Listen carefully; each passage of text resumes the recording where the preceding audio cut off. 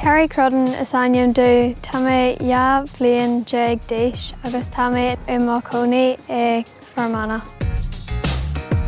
Is moilem rohiacht agus is moilem markiacht capel ac is orgame and rudis farla mianu.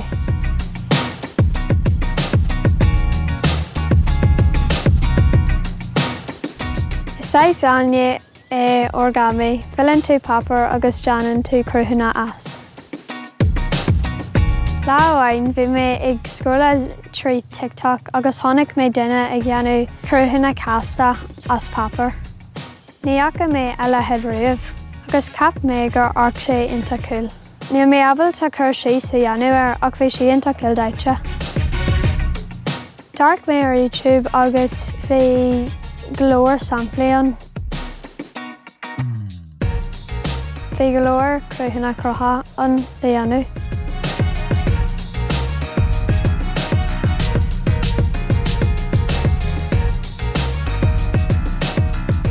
Caithim cúis mhórda má am saor ag gceannaú orgami.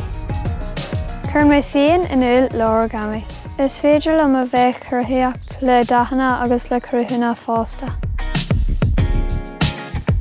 Is fearr liom a bheith mar aonar nuair atá mé ag deanadh mo cuid carda. Is féidir liom éileadh ó má chearlach ar fearr Is sort mac na bheith agus chuireann sé suamh na sorn. Bannam sasú as nuair a eicem an torú dhearnach.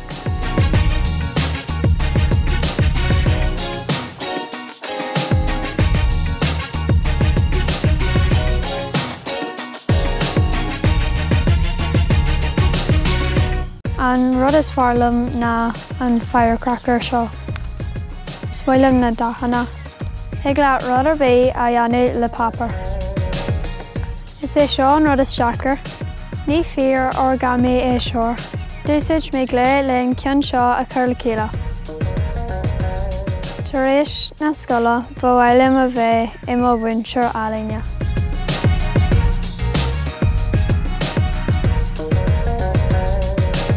Sin má chuird tá súil agam gur bhain sibh teach na bheas.